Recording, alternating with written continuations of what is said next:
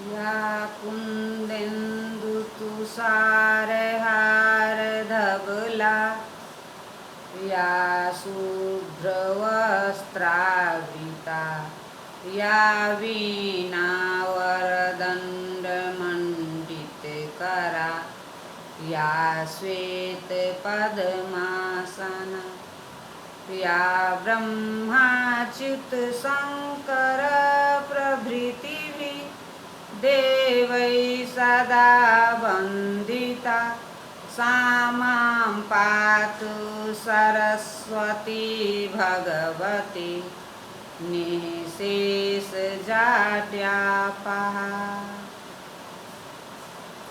नमस्कार, मैं काबरी कुमारी, सहायक प्राध्यापक साहित्य, जूथालाल संस्कृत महाविद्यालय मझौलिया, पश्चिम चंपारण। आज उपशास्त्री के छात्रों के लिए किरातार्जुन नियम से श्लोकों की व्याख्या बताने जा रही हूँ।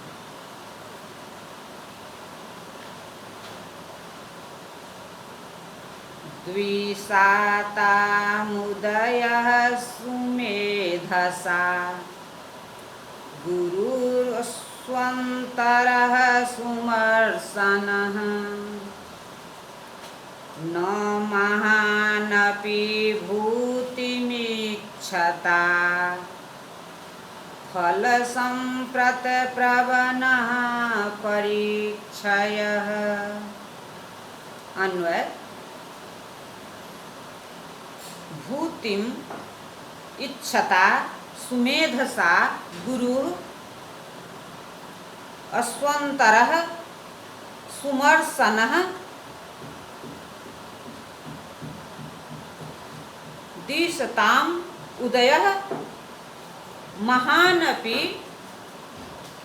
फल संप्रत प्रवणः परीक्षयः न। शब्दार्थ: भूतिम उदय को, उन्नत को, इच्छता इच्छा करते हुए के द्वारा इच्छ धातु जोड़ सत्री प्रत्यय तृतीया एक वचन सुमेधसा सुमेधस उत्तम बुद्धि वाला तृतीया एक वचन गुरु भारी महान अस्वन्तरः विनाशोन्मुख संधि विच्छेद है अजोर सुजोर अंत जोर तरफ द्विषताम शत्रुओं का द्विशत का खष्टी बहुवचन उदयः विकास उन्नति सुमर्शनः सहन योग्य महानपि भारी भी फल संपत प्रवणः फल संपत्ति की ओर उन्मुख परीक्षयः न ह्रास नहीं सहन योग्य नहीं। अनुवाद: उदय या ऐश्वर्य की इच्छा करने वाले बुद्धिमान व्यक्ति के लिए शत्रु का विनाशोन्मुख उदय भी सहन करने योग्य होता है, किंतु उसकी भारी ह्रास यदि फल संपत्ति प्रदान करने वाला हो तो सद्य नहीं होता। फल संपत्ति प्रदान करने वाला हो तो सह नहीं होता। विशेष यहाँ भीम ने यह नीति प्रस्तुत किया है कि बुद्धिमता इसमें है कि विरोधी की उन्नति यदि इस रूप में हो रही हो कि भविष्य में शीघ्र ही उसका पतन होने वाला हो तो उसे सहन करना उचित हो सकता है, किंतु ऐसा ह्रास या अवनति सहन योग्य नहीं होता जो भविष्य में विकास या संपत्ति प्रदान करने वाला हो। अलंकार काव्यलिंग श्लोक अचिरेण परस्य भूयसीं विपरीतांगे विगणय चात्मनः क्षययुक्तिमुपेक्षते कृति कुरुते तत् प्रतीकारमन्यथा। अन्वय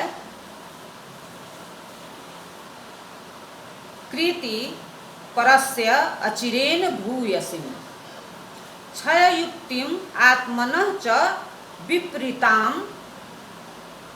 विगणय उपेक्षते अन्यथा तत् प्रतीकारं कुरुते।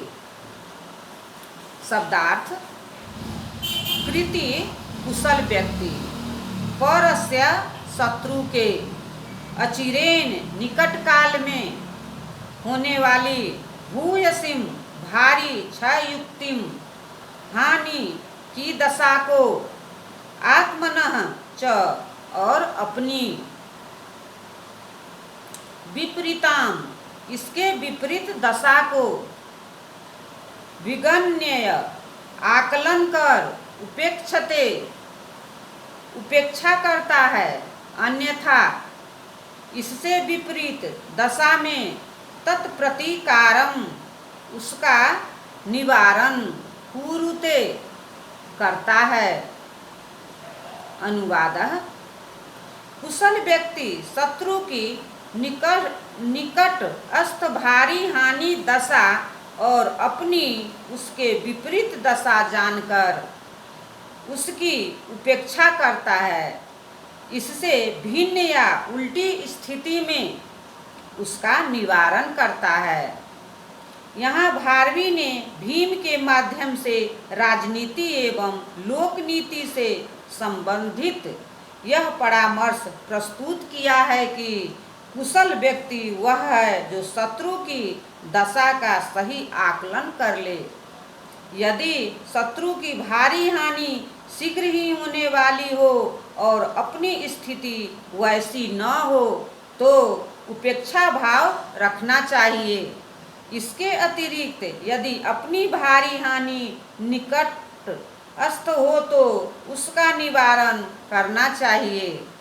अलंकार काव्यलिंग। श्लोक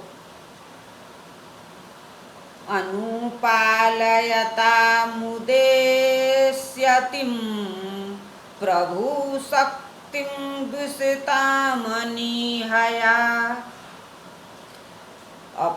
अपयांतय चिरान मही भुजां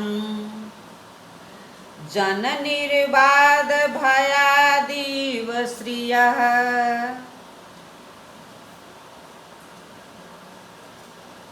अन्वय उद्देश्यतिं द्विषतां प्रभु शक्तिं अनिहया अनुपालयतां महीभुजां श्रियः जननिर्वाद भयात इव अचिरात अपयांति। शब्दार्थ उद्देश्यतिम बढ़ती हुई विकसित होती हुई द्विषताम शत्रुओं की प्रभु शक्तिम प्रभाव को सामर्थ्य को अनिहया उत्साहहीनता से अनुपालयताम स्वीकार करते हुए महीभुजाम राजाओं की श्रियः संपत्तियां जन निर्वाद भयात इव मानो लोकापवाद के भय से लोक निंदा के भय से अचिरात अल्पकाल में ही अपयांति छोड़कर भाग जाती है। अप उपसर्ग जोर या धातु जोर लट लकार प्रथम पुरुष बहुवचन। अनुवाद शत्रुओं की बढ़ती हुई शक्ति की जो राजा उत्साहहीन होते हुए उपेक्षा करते हैं उन राजाओं की संपत्तियां मानो लोक निंदा या लोकापवाद के भय से उनको छोड़कर भाग जाती है। विशेष यहाँ भारवी ने भीम के माध्यम से यह परामर्श दिया है कि शत्रुओं की शक्ति यदि बढ़ रही हो तो उसकी उपेक्षा नहीं करनी चाहिए, क्योंकि ऐसे उत्साहहीन और निश्चेष्ट राजाओं की संपत्तियां भाग जाती है। उससे इसे उपेक्षा के माध्यम से भारवी ने प्रस्तुत किया है। अलंकार हेतुत्प्रेक्षा।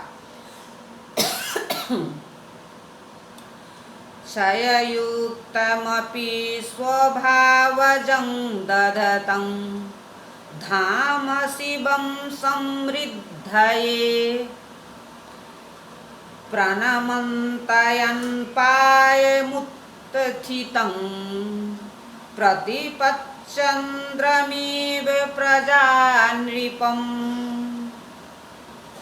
अन्वय क्षययुक्तम अपि स्वभाजम शिवधाम दधतं समृद्धये उत्थितं अनपायं नृप प्रतिपच्चन्द्रम इव प्रजाः प्रणमन्ति। शब्दार्थ क्षययुक्तम अपि क्षीणता से चुका होकर भी, हानि को प्राप्त होते हुए भी, स्वभाजम स्वाभाविक प्राकृतिक रूप से, शिवं कल्याणकारी, धाम तेज को, दधतम धारण करते हुए, धातु जो सत प्रत्यय द्वितीय एक वचन, समृद्धये समृद्धि या उन्नति के लिए,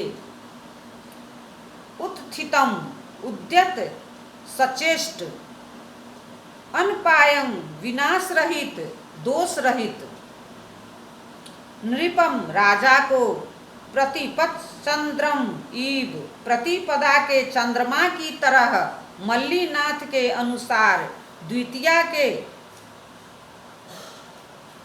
चंद्रमा की तरह, प्रजा लोक प्रजाएं, प्रणमंती सिर झुकाते हैं, प्रणाम करते हैं। अनुवाद क्षय युक्त होकर भी अपने स्वाभाविक एवं कल्याणकारी तेज को धारण करते हुए, द्वितीया के विकासोन्मुख निर्दोष चंद्रमा की तरह, हानि को प्राप्त होकर भी अपने स्वाभाविक दानोचित और प्रजा के लिए कल्याणकारी तेज को धारण करने वाले, समृद्धि के लिए उद्यत दोष रहित प्रजा को प्रजाएं सिर झुकाती हैं। भारवी ने यहाँ द्वितीया के प्रणम्य चंद्रमा से तुलना करते हुए कहा है कि ऐसा राजा जो हानिग्रस्त भले ही हो गया हो, किंतु एक स्वाभाविक और लोक कल्याणकारी तेज को धारण करते हुए समृद्धि एवं सामर्थ्य के लिए उद्यत और सचेष्ट हो तथा निर्दोष हो तो प्रजा उसका आदर करती है, नमन करती है। जैसे द्वितीया का चंद्रमा क्षय युक्त होकर भी स्वाभाविक और कल्याणकारी तेज को धारण करने एवं उन्नति की ओर उन्मुख होने के कारण प्रणम्य होता है। अलंकार उपमा अलंकार, किंतु श्लेष से अनुप्राणित, श्लेषानुप्राणित उपमा। प्रभवः खलु कोशदण्डयोः कृतपञ्चाङ्गविनिर्णयो नयः सविधे पदेषु दक्षतां नियतिं लोकयुवानुरुध्यते।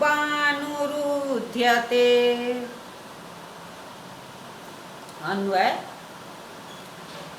कृत पंचांग विनिर्णयः नयः कोशदण्डयोः प्रभवः खलु सह विधे पदेषु दक्षतां लोकः नियतिम इव अनुरुध्यते।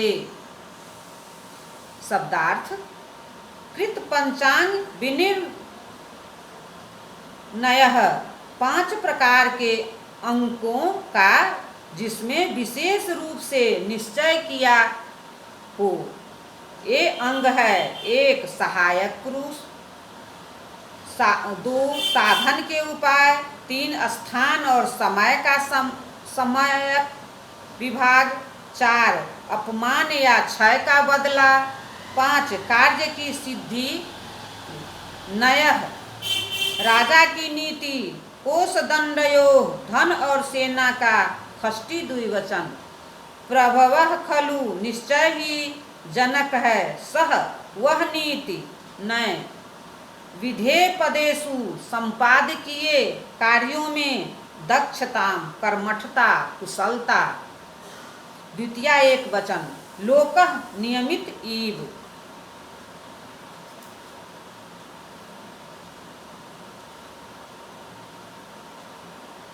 मनुष्य के द्वारा भाग्य की तरह अनुरुध्यते अनुसरण या उपेक्षा करती है। अनुजोर रुद्ध धातु लट लकार प्रथम पुरुष एक वचन।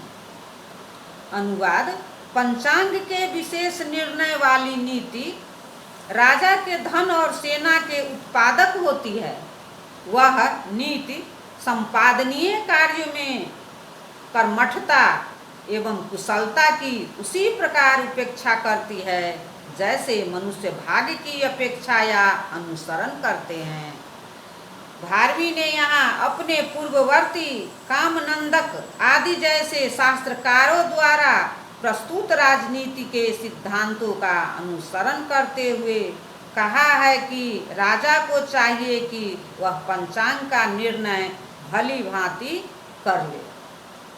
यह पंचांग इस प्रकार है, उसके सहायक कौन है, 2 साधन के उपाय क्या है, 3 स्थान और काल का उचित निर्णय, 4 अपमान या क्षय का बदला और 5 कार्य सिद्धि। इससे उसके कोष और सेना की उपलब्धता संभव होती है। साथ ही भारवी ने यह भी बताया है कि ऐसी नीति संपादनीय कार्यों में दक्षता की अपेक्षा करती है, अर्थात उसे व्यवहार में लाया जाना चाहिए जिस प्रकार कि लोग भाग्य की अपेक्षा करते हैं। अलंकार उपमा। श्लोक, अभिमानवतो मनस्विनः प्रियमुच्चैः पदमारुरुक्षतः विनिपातनिवर्तं क्षमं मतमालम्बनमातं पौरुषम्। अन्वय, अभिमानवतः मनस्विनः प्रियम उच्चैः पदम आरुरुक्षतः विनिपात निवर्तन क्षमं मतम आलम्बनम आत्मपौरुषम। अन्वय, अभिमानवतः प्रियम उच्चैः पदम आरुरुक्षतः मनस्विनः आत्मपौरुषम विनिपात निवर्तन क्षमं आलम्बनम मतम। शब्दार्थ, अभिमानवतः मान रूपी धन वाले का, अभिमानवान का, षष्ठी एक वचन, प्रियम इष्ट जिसकी इच्छा हो, उच्चहि ऊंचा, पदम स्थान उपलब्धि, आरुरुक्षतः आरूढ़ आजोर रूह धातु जोर सन प्रत्यय जोर सत्री प्रत्यय षष्ठी एक वचन। आरूढ़ होने प्राप्त करने की इच्छा करने वाले का, मनस्विनः धैर्यशाली मनुष्य या राजा का, आत्मपौरुषम अपनी उद्यम अपनी कर्मठता, विनिपात निवर्तन क्षमम पतन या हानि से बचाने में समर्थ, आलम्बनम सहारा आधार, मतम माना जाता है स्वीकरणीय होता है। अनुवाद स्वाभिमानी तथा प्रिय और ऊंचे पद, राजपद आदि को प्राप्त करने की इच्छा रखने वाले धीर पुरुष या राजा का अपना अधम ही पतन या यानी से रोकने में समर्थ आधार या सहारा बताया गया है या स्वीकरणीय होता है। विशेष यहाँ भीम के माध्यम से भारवी ने एक महत्वपूर्ण परामर्श प्रस्तुत किया है। यह लोक नीति और राजनीति दोनों दृष्टिकोणों से व्यवहारिक और सार्थक है। बिना उद्यम या कर्म किए कार्य सिद्धि की संभावना नहीं बनती। मनुष्य को हानि या पतन से बचने के लिए उद्यम करना चाहिए, तभी स्वाभिमान की रक्षा होती है और प्रिय या इष्ट की सिद्धि भी होती है। अलंकार अर्थापत्ति। धन्यवाद।